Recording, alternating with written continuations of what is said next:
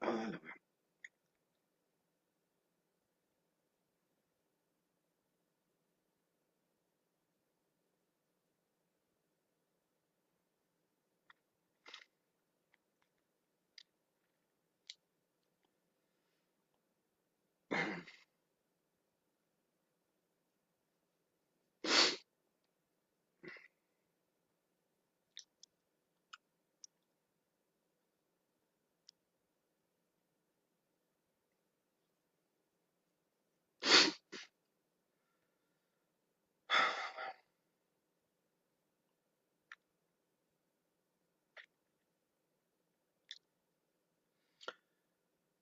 Lo que denominamos vida, realidad,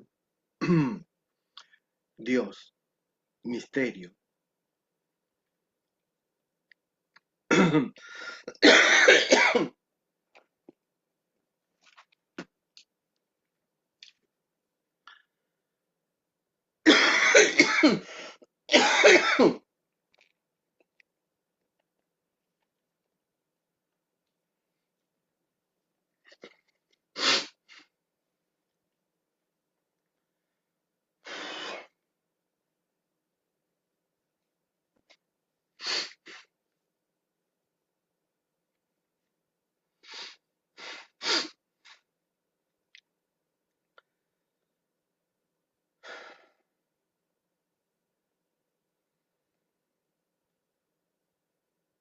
lo que denominamos vida, realidad, misterio, Dios, trascendencia última y fondo de todo cuanto existe, se caracteriza esencialmente por reírse en nuestras caras,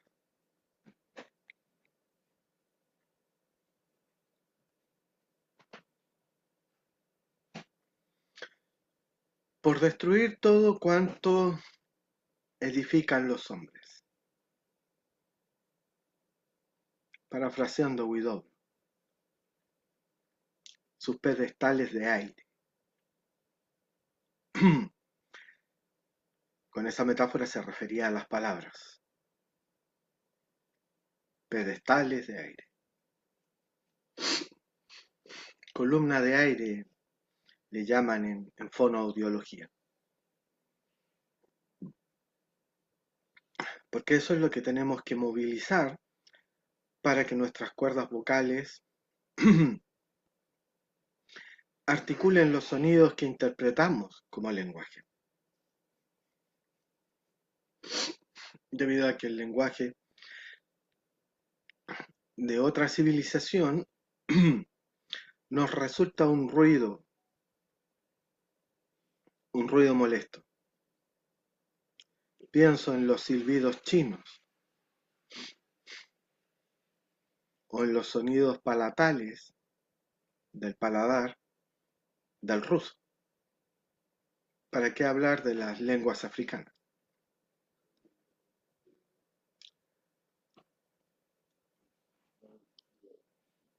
Eh,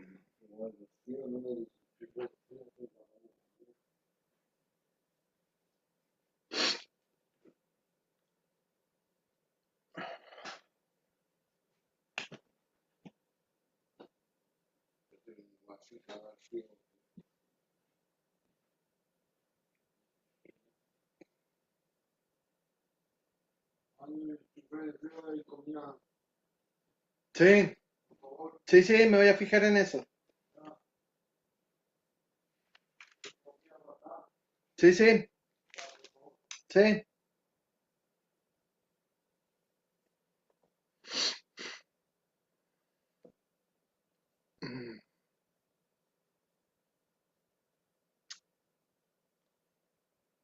Las interrupciones de la realidad. La realidad siempre va a destruir todo cuanto tú hayas edificado.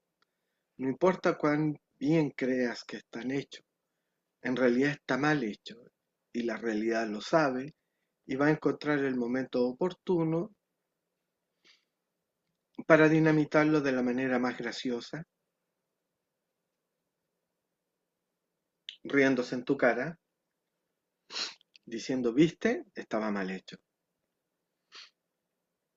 Eh, y esa es la razón básica por la cual uno muere y básicamente las civilizaciones siempre, siempre, siempre, siempre, siempre mueren, por más que hayan durado mucho tiempo. Atenta China. Yo sé por qué van a morir, pero ¿para qué se los voy a decir? No me interesa. Entonces, eh,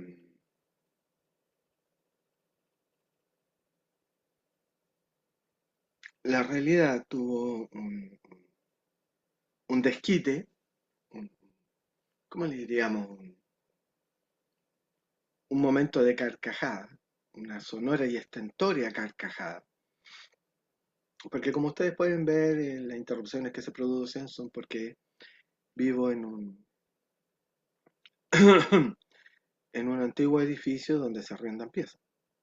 Entonces hay ciertas cosas en común. Por ejemplo, ahora tenemos eh, un mini frío, en donde dejamos algunas cosas refrigerando debido a que hace mucho calor y la comida se echa a perder.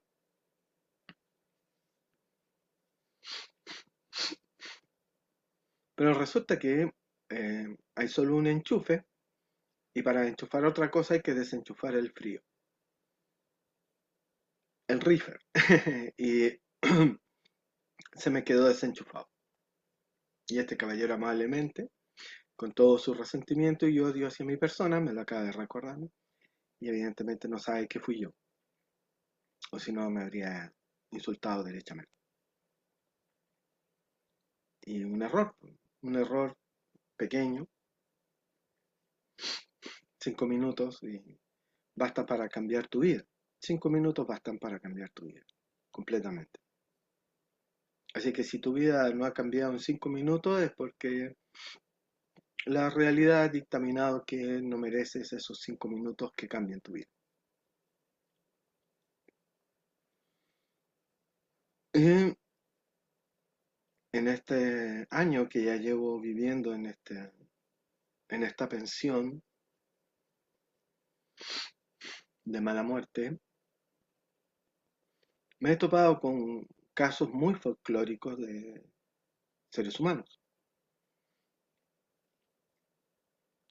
Por ejemplo, el compañero de habitación de al frente fue extra en la película El último grumete de la Baquedano, interpretando a un niño que jugaba a la pelota. Impresionante. Después de tantas décadas eh, de ser hecha la película y haberla visto, mm, llegar a toparme y convivir con él, siendo ya un anciano ahora. Él tiene más de 60 años, 65 si no me equivoco. Entonces es interesante cómo la realidad me ha ido presentando personajes, literalmente, verdaderos personajes, personajes populares, patrimonio intangible de la humanidad, diríamos, haciéndome ver esos aspectos, facetas de la realidad que no, evidentemente en mi torre de marfil de filósofo no habría jamás conocido. Contrastando y confirmando ciertas ideas que tengo. Pero, no sé, hará hace una hora, 2 horas, me he encontrado con el máximo personaje. Y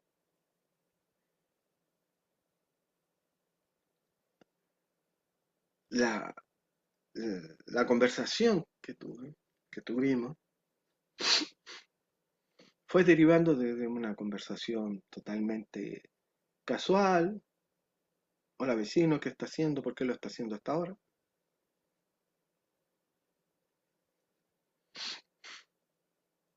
Hasta que se me ocurrió decir una frase inteligente y ahí fue el error de mi vida.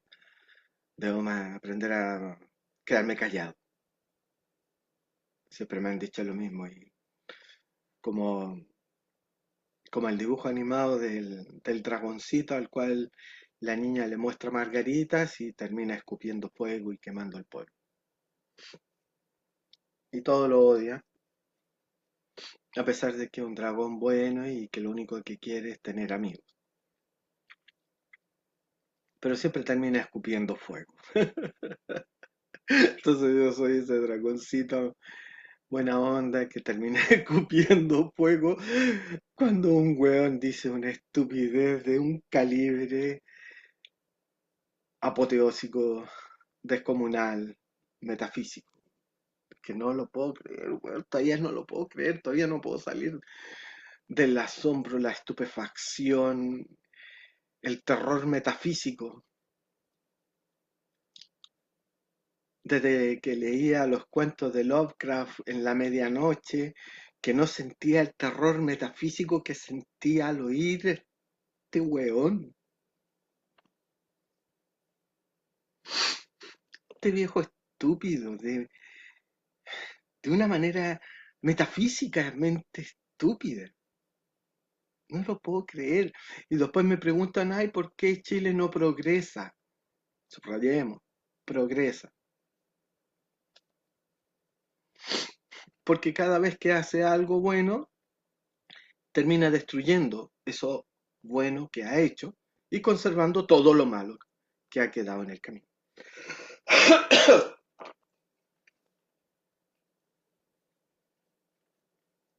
Que tenía de bueno Chile, su educación y sistemáticamente la concertación y la derecha la fueron destruyendo. Como ya saben, Elwin fue el primer presidente que taló el primer pilar de la educación, que es la enseñanza de filosofía. Luego el maldito Frey eliminó educación cívica. Y luego Lavín redujo a la nada a historia. Los tres pilares de la conciencia de Occidente, porque esos tres ámbitos del saber humano fueron inventados en Occidente, por lo tanto, son la esencia de la civilización occidental. Fueron destruidos por gobiernos pseudo-democráticos. En las calles de la antigua Atenas, donde había una democracia, la democracia de los dados, la llamo yo, la democracia de Dios, ya que Dios juega a los dados, Niels Bohr tenía toda la razón del universo, en contra de Einstein, que era un pobre imbécil, se ha dicho de paso, jamás debió haber dejado mi leva, eso ya lo descalifica.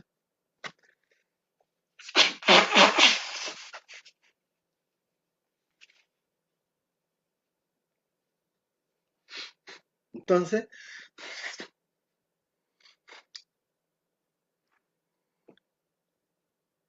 la propia civilización se encarga de borrar sus huellas, sus fundamentos, porque todo fundamento siempre es un fundamento teórico, no existe el fundamento práctico. La praxis no es fundamental en el sentido de contener sus propios fundamentos, porque siempre es coyuntural.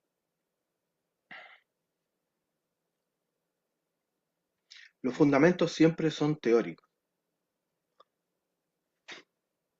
es decir, siempre son un conocimiento, a tal punto que lo que denominamos ADN no es otra cosa más que conocimiento, un saber hacer. Y es ese saber hacer contenido en el ácido desoxirribonucleico, ADN, lo que llamamos vida. Es un pedazo de conocimiento, es un pedazo de información. Son varios libros. Recuerdo el programa de Carl Sagan, Cosmos, cuando explica eso. En el ADN está escrito de tal a tal estante en la librería, en la biblioteca. Pero el resto de la biblioteca es información que está por fuera del ADN, que es el conocimiento producido por el ser humano a partir de que tiene un cerebro complejo con corteza cerebral, materia gris. Y para ese conocimiento que es mayor en cantidad, eh, se necesitan más que 4 letras para codificarlo. Por eso que nuestras lenguas generalmente tienen 24 o 25 letras, los occidentales. Los idiomas orientales tienen miles de kanjis, de ideogramas. Entonces, porque todo esto va quedando archivado, va quedando depositado precisamente en la memoria, ya sea en la memoria física de una biblioteca, en la memoria llamada ADN o en la memoria colectiva del inconsciente colectivo del cual hablaba Carl Gustav Jung, o en las tradiciones orales de los pueblos, donde están narradas sus mitologías y de las cuales se dedicado a hablar latamente la antropología. Y yo la tomo desde el punto de vista de Mircea Eliade en torno al aspecto mitológico simbólico. Porque ahí, digamos, confluye un conocimiento duro de la realidad, por así decirlo, concentrado, destilado a través de milenios. Y son esos conocimientos, esas informaciones, las que sirven de fundamento para nuestras conductas diarias, cotidianas. No son las conductas las que fundamentan el conocimiento, es el conocimiento el que fundamenta la conducta. Por eso que la conducta de una persona sin alta cultura es una conducta más cercana al animal.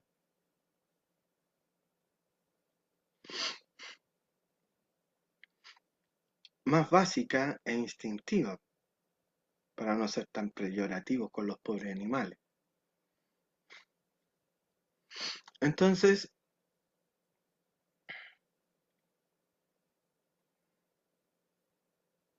la, la capa de conocimiento racional se sobrepone a la capa de conocimiento ADN hasta entrar en contradicción una con otra. Y es ahí el problema de las civilizaciones. Es un problema biológico, por eso es la importancia de Maturana. Solo que él no llega a esta elaboración tan descarnada del conocimiento, pero eh, es cosa de dar un paso más allá de lo que él hizo. Y es lo que nunca quiso confesarse, y por eso que es la asociación con la mujer al final de sus días, que le hace ver que la cultura es un ente independiente a la biología a pesar de haber sido creada por la biología. Tal como he dicho en otras ocasiones, es la concha que sobrevive al cangrejo. Es un exoesqueleto. La cultura es un exoesqueleto. Entonces, cuando el organismo vivo tiene la suficiente fuerza para mover ese exoesqueleto, no hay problemas con la cultura. Porque, nuevamente recordando el adagio nuevo testamentario de San Marcos, el hombre no es para el sabbat, sino que el sabbat es para el hombre.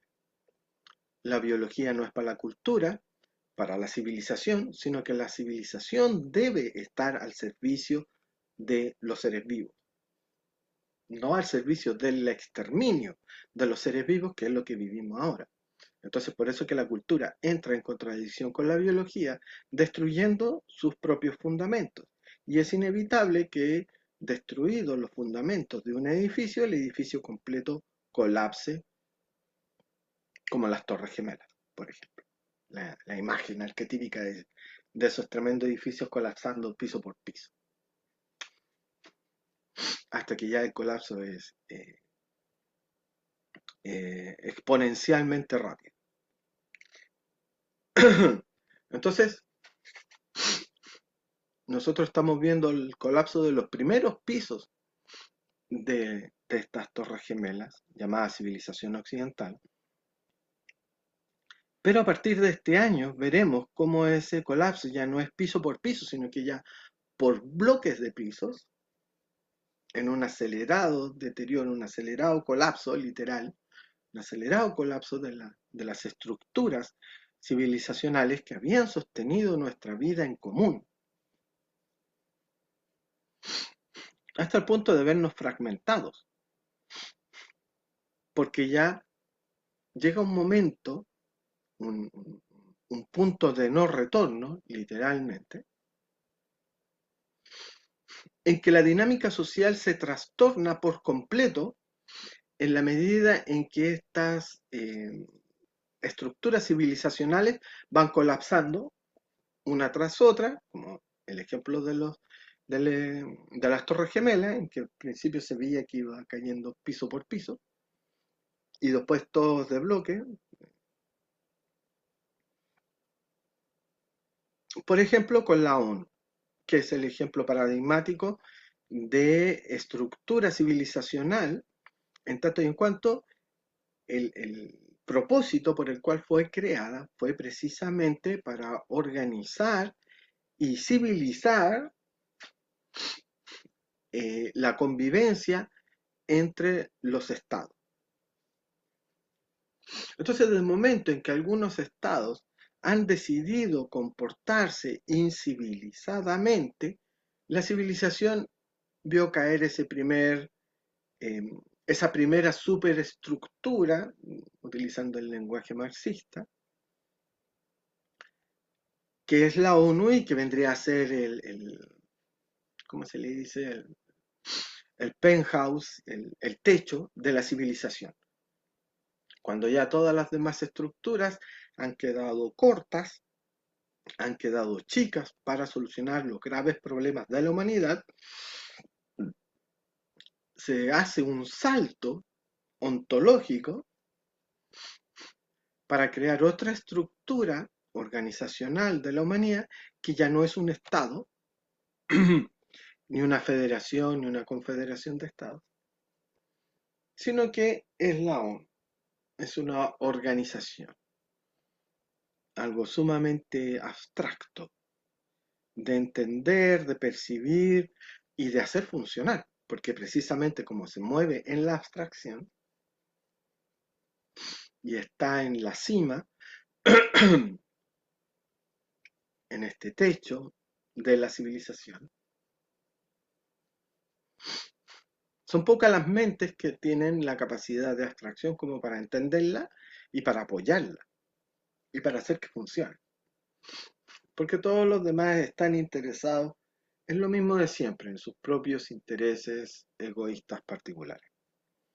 Nadie tiene la suficiente amplitud de corazón para, eh, como dijéramos, sentir empatía por todos los seres humanos. Estamos claros que ahora, por ejemplo, todos los racismos están de vuelta. Básicamente el racismo nazi, ejemplificado en Trump y también en Milei, por dar los ejemplos más famosos y elocuentes. ¿Para qué decir el racismo, la xenofobia y el genocidio de, de Palestina?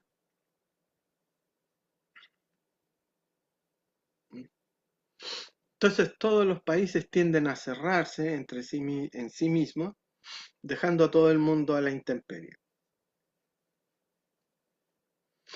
Entonces fracasa ese intento occidental de civilizar a toda la humanidad, porque los mismos occidentales traicionaron el, el- el- el- el propósito o el ideal civilizacional que implicaba la ONU. Entonces, si uno mismo, llevándolo a un terreno personal, si uno no cree en su propio sueño, ¿cómo los demás van a creer en tu sueño? Es una cuestión de coherencia que se nota como respirar, beber, mear y cagar. Todos sabemos que tomaste agua porque estás meando. Todos sabemos que la ONU existe porque te tragaste esos ideales. En el momento en que la ONU fracasa es porque tú nunca te tragaste tus propios ideales que enarbolabas como civilización occidental. Y ante esa hipocresía civilizacional es que el resto del mundo deja de creer en ti y tú te caes. Caes en la indiferencia. ¿Qué fue lo que le pasó al Imperio Romano? Cuando llegaron los bárbaros dijeron, oiga, me habían contado un cuento. Me dijeron que este era el mejor de los mundos posibles. Me dijeron que esta era una civilización que funcionaba como una máquina en donde si tú depositabas tu confianza y tu trabajo, ibas a obtener bienes de una mayor calidad de la que se obtienen en la estepa euroasiática. Y me estoy dando cuenta que aquí no encuentro nada que no haya encontrado en la estepa euroasiática. ¿Qué ha pasado? Precisamente porque la civilización había caído en un proceso de estupidización. eh, Ahora los psicólogos lo llaman Dunning-Kruger, que se había efectuado durante 300 años. Desde la caída de Trajano, que es el mayor momento de esplendor del Imperio Romano, a mediados del siglo II, 150, 170 después de Cristo, hasta el famoso 470 del Rómulo Augusto. La decadencia fue sutil, pero hay una señal inequívoca. La gente dejó de ir a la biblioteca. La biblioteca dejó de ser un lugar cool, un lugar chic, al cual hay que ir. Y por lo tanto cada vez la gente era más inculta, más estúpida, y la gente inculta y estúpida toma decisiones estúpidas. Ya lo prevenía Aristóteles, 390 a.C., es decir, 500 años antes de Trajano. De la estupidez nada bueno sale, solo salen estupideces. Por eso que la estupidez es más peligrosa que la maldad. Algo que tendríamos que esperar hasta 1950, que nos lo recordara el economista Cipolla, italiano. Vean el video verdadera, La verdadera causa del fin de la civilización, donde están reseñados todos estos todos estos grandes pensadores. Entonces, cada vez la gente es más estúpida, y no hay freno para esta decadencia, porque precisamente el instrumento para no ser estúpido es la lectoescritura, y la lectoescritura ha dejado de ser el eje articulatorio de la sociedad. Ya no es necesario escribir una carta para pedir un empleo, para solicitar algo, para comunicarse entre las personas. Basta un WhatsApp con 2 emoticonos. Listo. Entonces se ha reducido la capacidad mental en el momento de más compleja tecnología, en el momento de más complejas relaciones entre la mayor cantidad de entidades políticas que nunca han existido en este planeta.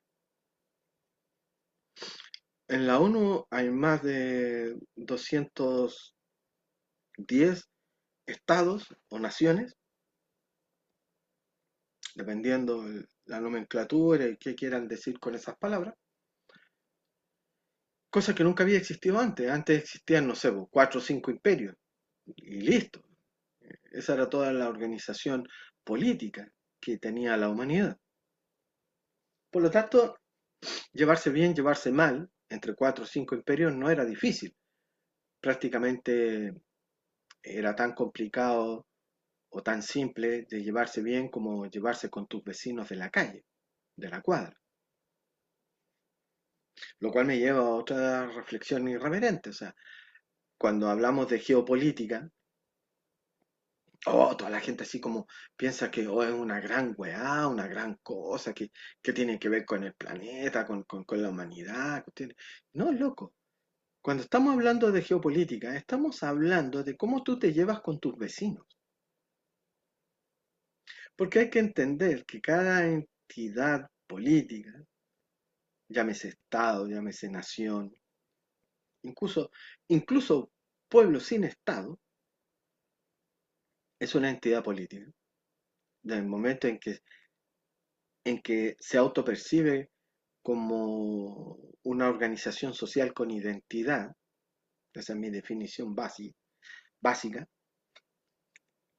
desde el momento en que hay en juego una identidad, es decir, una imagen mental que te identifica,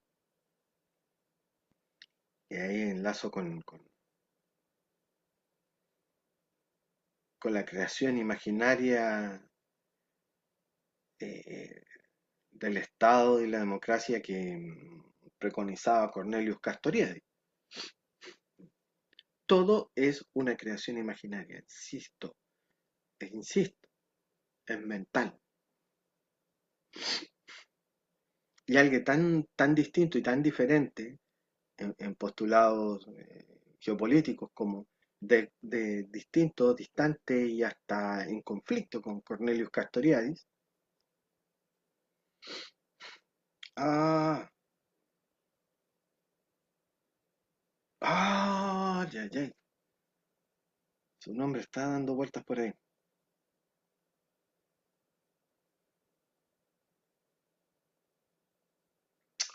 Puta, se me fue el nombre. George Santayana, de origen español, pero se americanizó y acuñó el concepto del siglo americano. Ojo, y que justamente de ahí viene la frase del el que no recuerda su historia tiende a repetirla. Ojo, o sea, a ese nivel de comprensión profunda de la realidad estamos hablando. Dos seres, ¿sí?, que si se hubiesen encontrado se habrían agarrado a cachuchazo, porque ambos estaban viendo la realidad de sus dos extremos, por así decirlo. Eh, Santayana pro imperio, escribe todo el libro.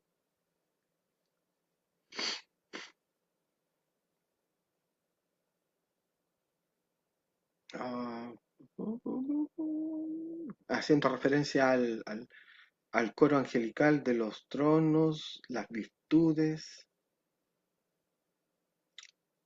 los tronos, tronos, potestades y virtudes. Algo así se titula el libro, precisamente haciendo referencia a ese coro angelical intermedio, el segundo intermedio entre los serafines, los querubines. Ah, y los tronos son el tercero. No, entonces no es trono, potestades, porque justamente quiere hablar acerca del poder. Y abajo los ángeles y los arcángeles. Ese estado intermedio que en milicia es lo que llamamos el escalafón operativo, los coroneles. Coroneles, teniente general, teniente de brigada o general de brigada. Son los mandos medios entre el general de división y de 4 estrellas, etcétera, y el de capitán a cabo, que es el estamento o escalafón táctico de la milicia. Entonces,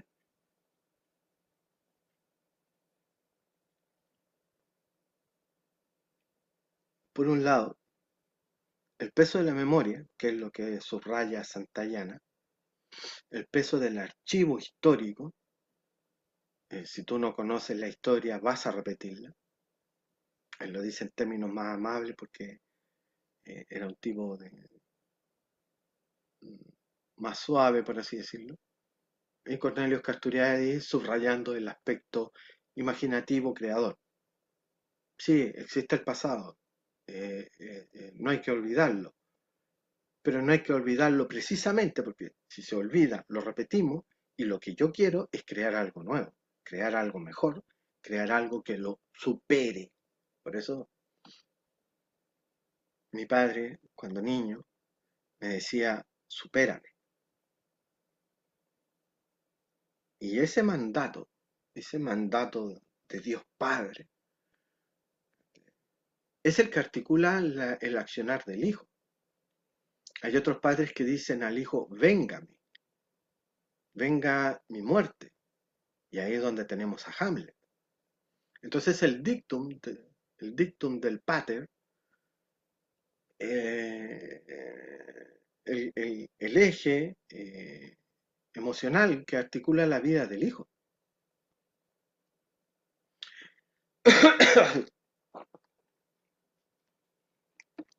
Y vemos que esas vidas tienen sentido. Porque el sentido viene desde afuera, no viene desde adentro. Eso es mentira. Es mentira que viene de adentro, no, viene de afuera. La conciencia del yo es solamente el rebote de lo que dice el tú.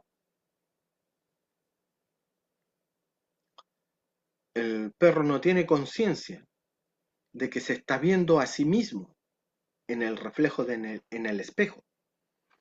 El perro cree que le está ladrando a otro perro que lo está amenazando. El perro cree que se está defendiendo de otro perro. Solamente el ser humano tiene conciencia de que se está mirando en un espejo. Spoiler, los cetáceos también tienen esa conciencia. Por eso que he reiterado en infinidad de oportunidades, la ONU está incompleta porque junto con las delegaciones de todas las naciones, de los seres humanos, no tiene la delegación de todos los seres humanos, porque los cetáceos también son seres humanos desde el momento en que tienen lenguaje y tienen autoconciencia. Y toman, por lo tanto, por consecuencia lógica, decisiones políticas como la de no matar otros mamíferos marinos, que es lo que nos han demostrado las orcas sedentarias de Canadá Occidental. Vayan a ver el documental en la Deutsche Welle acerca de eso. Son datos científicos, irrefutables. Entonces, la ONU debiera tener junto a la embajada de los seres humanos la embajada de los cetáceos. Y como hemos visto, no es lo mismo una orca sedentaria que una orca migratoria. Por lo tanto, ahí tenemos un diferendo de si vamos a aceptar a las orcas sedentarias como una entidad nacional distinta de las orcas migratorias, lo cual sería mi voto, por ejemplo.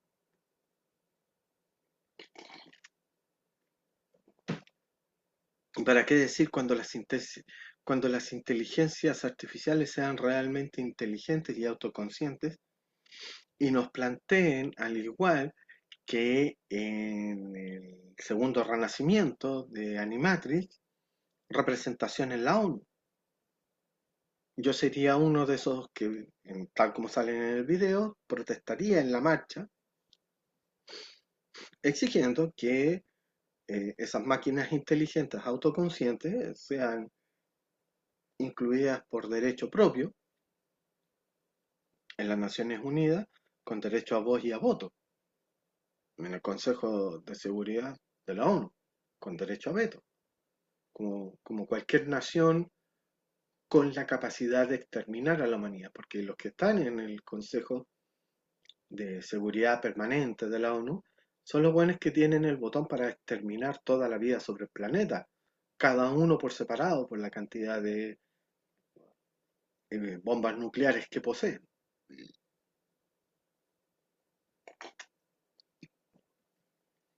Con lo cual llegamos a la contradicción más grande de las civilizaciones patriarcales. Solamente tiene derechos, porque el derecho a veto es el más grande de todos los derechos que existen. Por lo tanto, solamente tiene el derecho quien tiene el poder de matarlos a todos. En ese sentido, el derecho es la consecuencia de algo negativo, la consecuencia del poder de matar, que es algo que la ínclita Riane Eisler se explayó todo un libro tratando de explicarlo. En realidad dos libros, pero básicamente en el primero, El cáliz y la espada. Vayan a leerlo. En cambio, las culturas, por así decirlo, o civilizaciones, como quieran llamarlas, matrísticas, como las llamaría Maturana, el derecho no lo produce el hecho negativo del asesinato, de la muerte, sino que lo produce el hecho positivo de la concepción y procreación de nueva vida. Es decir, mientras la cultura patriarcal es una cultura eminentemente negativa, en donde la esencia de su cultura es la destrucción, es la negación, es el asesinato y el genocidio. Por lo tanto, lo que estamos viendo en Darfur, en Gaza, en la misma Norteamérica, Estados Unidos para ser específico, no son hechos anómalos, sino que es la esencia de Matrix, la esencia del sistema, porque es un sistema. Estamos no ante tiempos anómalos, estamos ante tiempos normales. Lo normal es que los patriarcales se dediquen profesionalmente, como lo hace la FDI de Israel, al genocidio. Lo anómalo es que no hayan genocidios. Entonces, solo cuando entiendes eso, estás entendiendo la realidad, lo que realmente está sucediendo, cómo realmente funciona el mundo. Mientras no llegues a esa comprensión, no has comprendido nada. Simplemente te has tragado todos los cuentos para niños para que no hagan mucho berrinche y dejen a sus padres cometer genocidio tranquilamente.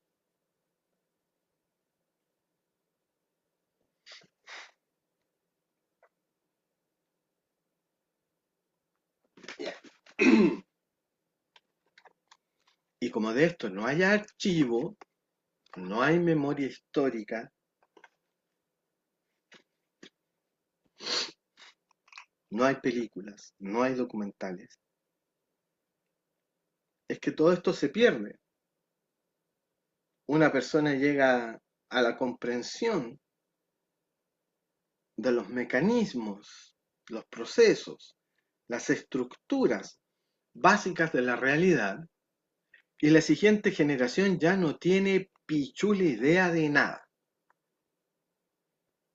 porque no existe el archivo al cual accesar. O, y he aquí la peor de todas las ironías, es decir, esa carcajada de la realidad en tu cara, en que la información sí está disponible, pero está disponible en un formato de archivo que ya no es el formato popular para la siguiente degeneración mental. Por ejemplo, y esto ya lo he dicho un par de veces,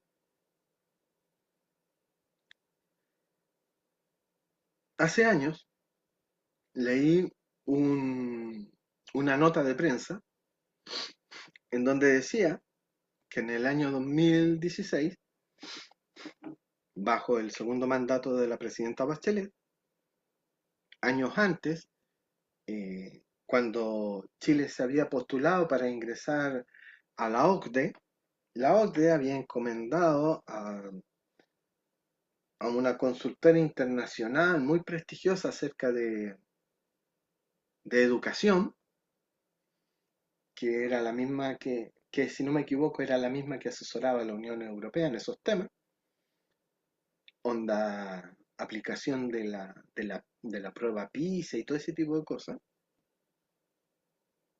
Ahí si alguien sabe, evidentemente me corrige, porque esto lo leí hace muchos años y ya se me ha olvidado todo salvo el dato de que ese estudio demostró que el 98% de los chilenos son analfabetos funcionales. Es decir, juntan las letras, pronuncian los sonidos, pero no tienen idea de qué significan esos sonidos y esos garabatos escritos en una página. Entonces, el concepto ¿cómo se llama? De analfabetismo funcional no es más que un sofisticado eufemismo para decir analfabeto común y corriente. La única diferencia es justamente que el analfabeto ni siquiera es capaz de reproducir los sonidos que representan esos escritos. Pero ninguno de los dos logra entender lo que está escrito, que eso es lo importante. Como hemos dicho en otras ocasiones, lo importante es el significado y la función. Todo lo demás carece de importancia. Entonces, ¿cómo se llama? Ese informe fue muy bien, gracias, archivado en el último cajón cerrado con doble llave y candado, que no se tocara. Por Bachelet. Bachelet, la progresista. O sea, si yo digo, si eh, Rousseau, Voltaire y Diderot resucitaran y hubiesen sabido eso, ellos que eran lectos escritores compulsivos, habrían dicho esto no es civilización ni moderna ni occidental. Esto es oscurantismo puro y duro. Entonces se nota cómo está dibujada la línea descendiente de la civilización.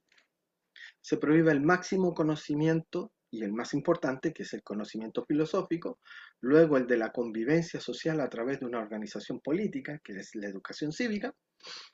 Después se minimiza y se relativiza bastardeando el conocimiento histórico precisamente para poder repetir la historia por otros medios, como diría von Clausewitz. Y por último, hasta el mismo proceso de lectoescritura es enterrado en lo más profundo de la mazmorra. De tal manera que la gente, que el pueblo, sea lo más ignorante y estúpido posible, de tal manera de poder convencerlo de las ideas más estúpidas jamás dichas en la historia de la humanidad.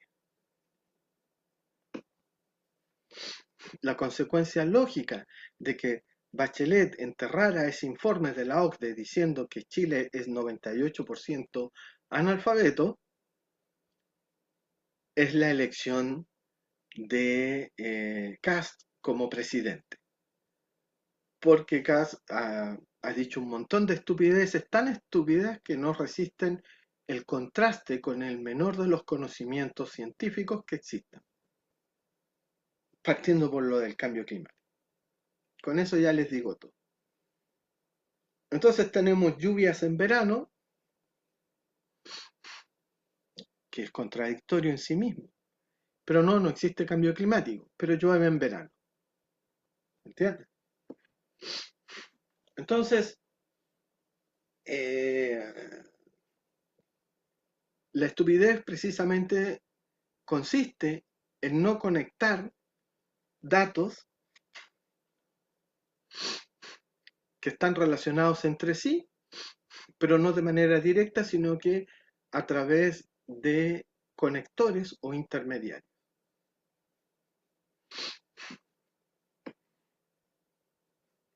Por lo tanto, es incapaz de sacar conclusiones lógicas porque la lógica no existe para ello. Entonces, para ellos, oh, qué extraño que llueva.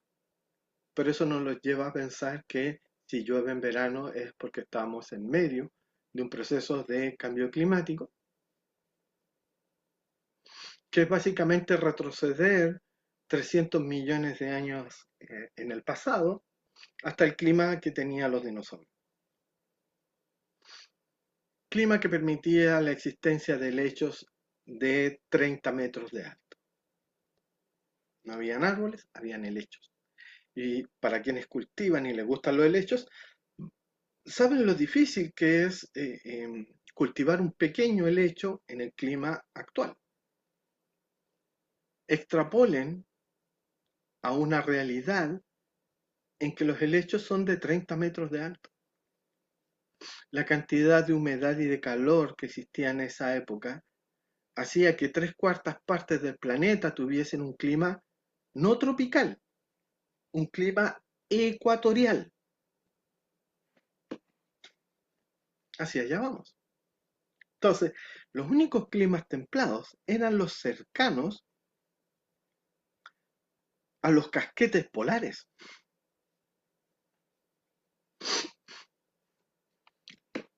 ¿Se entiende?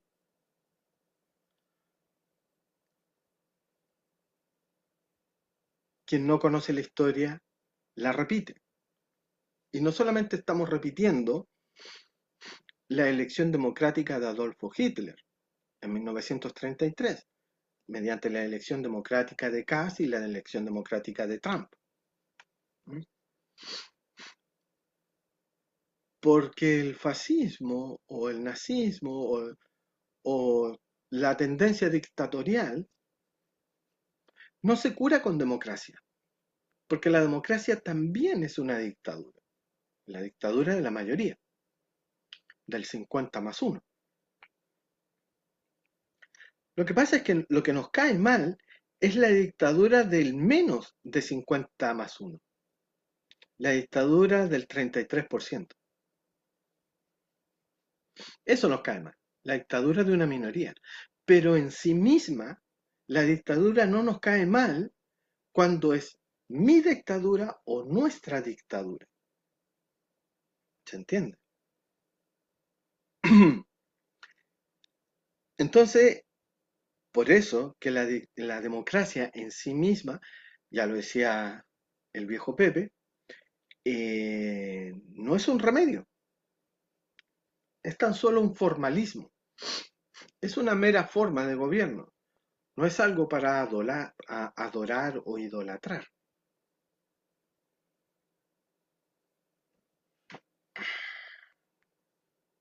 Es una formalidad y las formalidades están para ser usadas como papel higiénico. Las formalidades son el papel higiénico de la historia. Cuando la historia avanza, avanza precisamente porque se ha pasado esas formalidades por la parte del cuerpo humano por la cual uno se pasa el papel higiénico. Llámese en constituciones o libros sagrados. Porque los libros sagrados son las constituciones del inconsciente colectivo. Aunque Elías me pelearía ese concepto, pero igual. Es para que entiendan. Es con fines didácticos.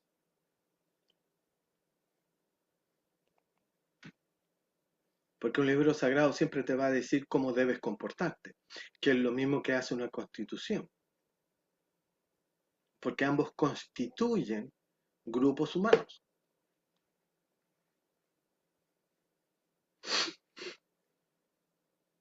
Por eso el decálogo del no matarás, no violarás, no mentirás, no robarás, el no, que esté esa onda. Eh, simplemente la Constitución es una Biblia desacralizada. Ese es el movimiento. No es que las constituciones creen textos sagrados, no. Los textos sagrados crean constituciones.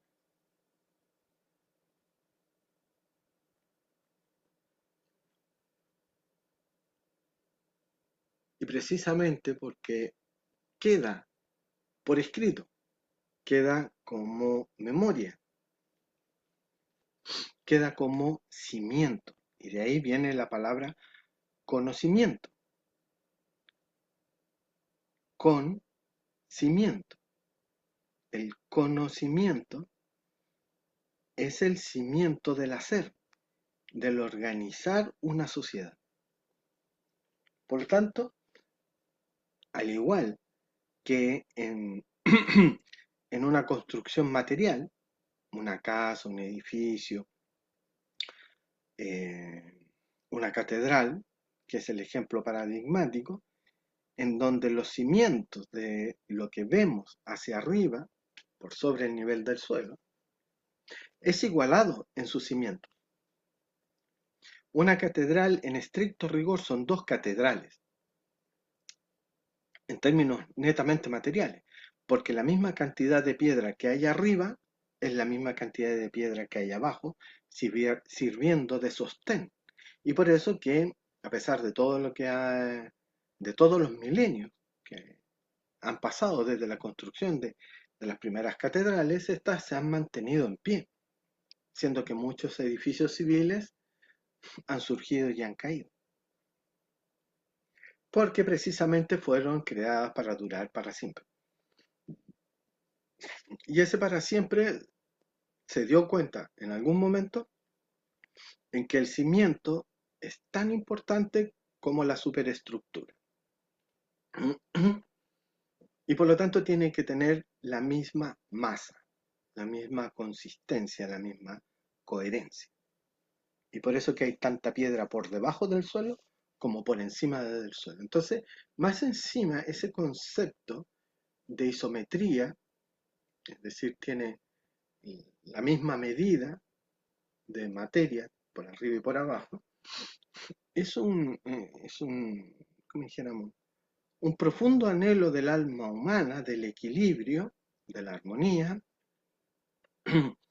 y de la simetría, porque fuimos criados para estimar como bello, como bonito, como hermoso, lo simétrico. Entonces esta idea de la simetría, qué hermoso. ¿Hay algo más hermoso que un rostro que tiende hacia la simetría? Evidentemente que la ciencia ha demostrado que aún el rostro más bello no es perfectamente simétrico. Algunas cosas están un poquito más arriba, otras más abajo, otras un poco más al lado, otras al otro. pero en comparación con la mayor cantidad de rostros que se alejan, ah, eh, se alejan 3 órdenes de magnitud, como llaman los estadísticos, precisamente de esa simetría geométrica perfecta, ya empezamos a percibir que son rostros feos. Y un estudioso de las pinturas de Pollock, una vez leí un artículo en alguna revista de divulgación científica que decía que la proporción de la belleza es 1 a 1,17,18. Entonces, esa razón de 1 a 1,17 o 1,18 la emparentaba con una raíz biológica perceptual de la sabana africana, en donde los primeros prehomínidos salieron del bosque.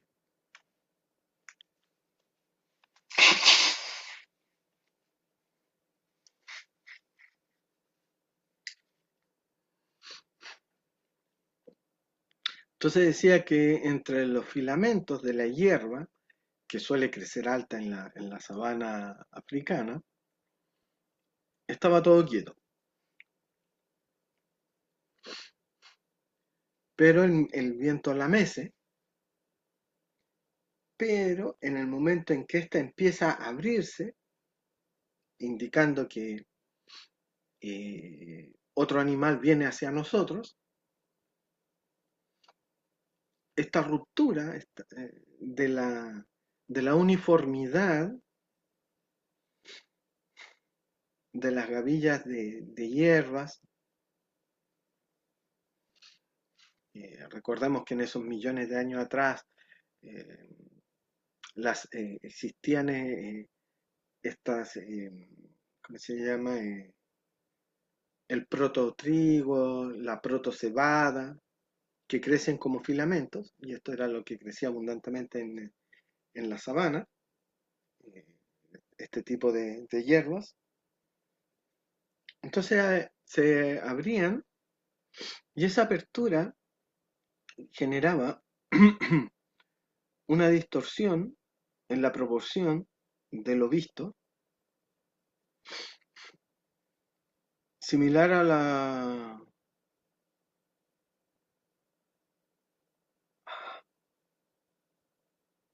proporción áurea. Entonces por eso es que nosotros vemos, por ejemplo, eso me tocó eh, como estudiarlo en historia del arte, como los cuadros más hermosos tienen esa proporción áurea incluida. También la arquitectura, todas las artes visuales que tienen, como dijéramos, el afán de parecer bonitas, tienen incorporada en la distribución de sus elementos la proporción áurea. El cine. Por eso que el fotógrafo, ya sea de fotografía estática o fotógrafo cinematográfico, no va a poner nunca o muy rara vez va a poner el rostro del protagonista en el centro del cuadro, sino que lo va a poner tendiente a un lado, ya sea al lado izquierdo o al derecho, de tal manera que su nariz coincida con la línea de la proporción áurea, para que ustedes la vean en fotografía y en cine. Entonces, ese ordenamiento del cuadro, del campo visual, es algo que viene de nuestros principios evolutivos básicos, como la percepción de que algo importante está sucediendo precisamente en esa línea, que es la aparición de un amigo o un enemigo. Por lo tanto, es aquello a donde nuestra atención visual va a ir primero y con más constancia, más importancia. Entonces, en el cuadro, lo más importante generalmente va a estar en la proporción.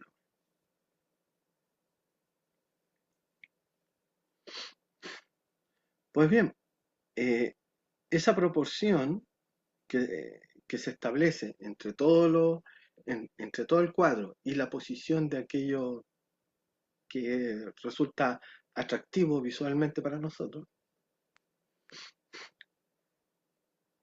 es la misma proporción que nos dice cuando un rostro es bello o no bello,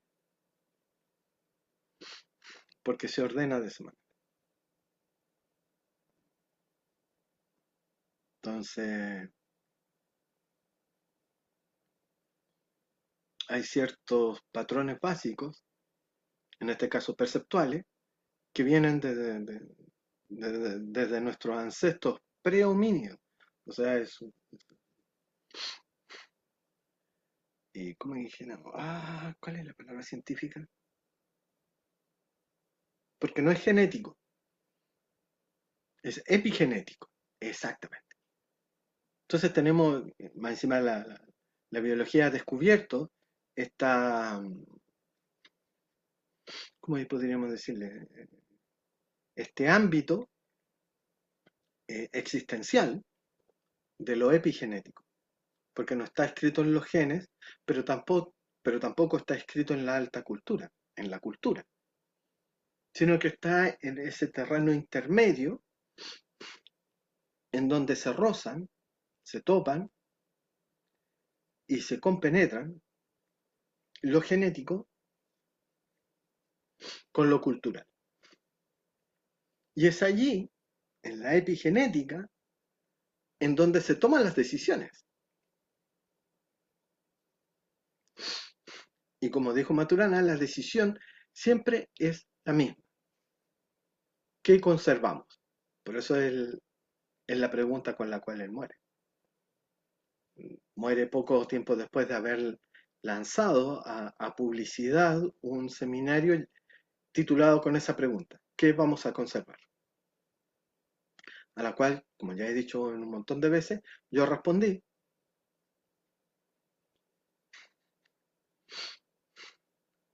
vamos a conservar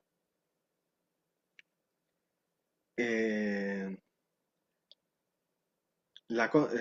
vamos a conservar la dominación en la negación de lo humano. O al revés, vamos a conservar la negación del humano en la conservación de la dominación, como modo fundamental de relación social. Porque él decía que no había convivencia en la dominación, había dominación, no convivencia, porque en la convivencia no hay dominador ni dominado, hay seres iguales, en legitimidad. Por eso que definía el amor como la aceptación del otro como legítimo otro en la vida cotidiana, no en la excepcionalidad de una fiesta. Llámesele sagrada o profana, da lo mismo. Estamos hablando de un ámbito previo, que es la conceptualización de lo cotidiano. Entonces, precisamente lo que se ha roto y lo que rompe toda civilización es la negación del humano en la negación del otro como un legítimo otro. Es decir, toda civilización patriarcal se ha erigido en base al odio. Lo normal en una sociedad patriarcal no es el amor, sino que la negación del amor, que es el odio. Y por eso que vemos a un furibundo Trump pidiendo el exterminio de todos los seres no humanos, para él, que no hablen inglés. Y por eso que el hecho de hablar castellano, para él basta y sobra para que la Gestapo, la nueva Gestapo llamada ICE, eh, te aprese, te encarcele y te mate. Te pegue 10 tiros en el suelo, como al pobre enfermero Prit. o tres balazos en la cabeza como la pobre señora Renee Wood. Mm. Y mientras esos dos norteamericanos mueren a manos de otros norteamericanos, en el mismo lapso de tiempo ya han muerto 100 niños gazatíes. Pero ¿a quién le importa? ¿Quién va a recordar sus nombres? Esa es otra triste ironía de la realidad. Hay seres humanos más importantes que otros seres humanos. Esos seres humanos más importantes que otros se les recuerda su nombre al momento de su muerte. En cambio, esos otros seres humanos que no son importantes, nadie recuerda su nombre. Da lo mismo. Porque ellos ya antes de su muerte ya daban lo mismo. Porque antes de morir padecieron la muerte simbólica, que es la negación de la legitimidad. Para sus captores y asesinos no eran legítimos seres humanos, sino que eran animales o incluso insectos. De ahí viene la palabra argentina cuca, que es como se le denomina desde la extrema derecha, nazi fascistoide de Milei, eh, a los peronistas, porque es el apócope de cucaracha, que es lo mismo que decían los nazis acerca de los judíos, y que es ahora lo mismo que dicen los judíos acerca de los palestinos.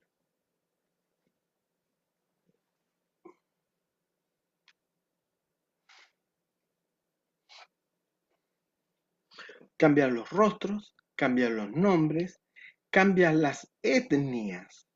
Por eso que lo étnico para mí vale callampa, porque por debajo de la etnia está el proceso eh, histórico, porque no me cabe otra palabra con que nombrarla, el proceso histórico que te pone a uno de los dos lados de la vida, el patriarcal o el matrístico.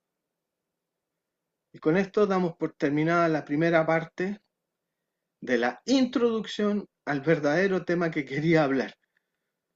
Uf, ya se los contaré.